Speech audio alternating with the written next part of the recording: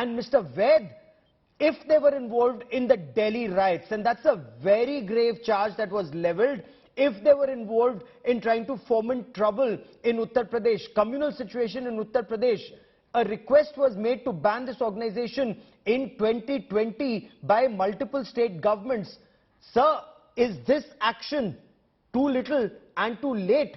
Because by now, this organization should already have been banned. In 2 years, they've actually grown and spread to multiple states. Gaurav, to very large extent, I agree with you. In fact, it is already a lot of leeways has been given to this organization, and it has taken advantage of all this.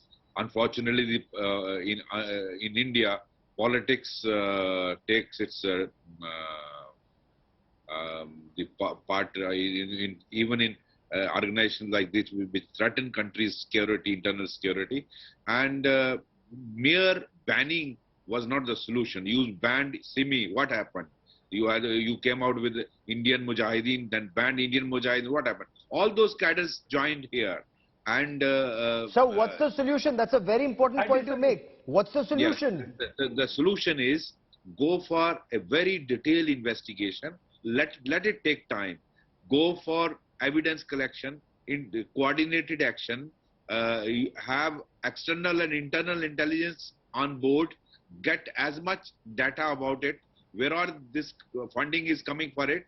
Which organization? Whether it is Syria, whether it's China, whether it's Middle East. Which countries, from which sources this money is coming, and how is it coming, who is funding it, zakat kahan se aa rahi hai, and then where this money, is it coming through legal channel or is it coming through other hawala and other channels, and how is it this money being spent? Now all this is a painstaking investigation, and how this organization is radicalizing youth, giving them training, how is it using to bring in hardcore radical Islam. Now all those need to be proved in the court of law. Ultimately, just banning is not a solution. You're absolutely right. But, you know, how do you deal with this mindset? Because it's the same elements who will one day stand in support of people who want to wear a hijab, and in the garb of a hijab actually wear a burqa to an educational institution. And Syed Abbas, this is where people of this country need to wake up.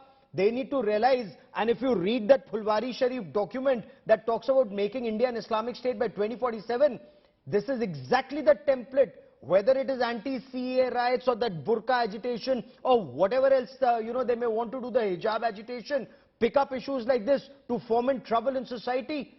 Sir, we have to be very clear. Such elements need to be dealt with an iron hand. Syed Abbas.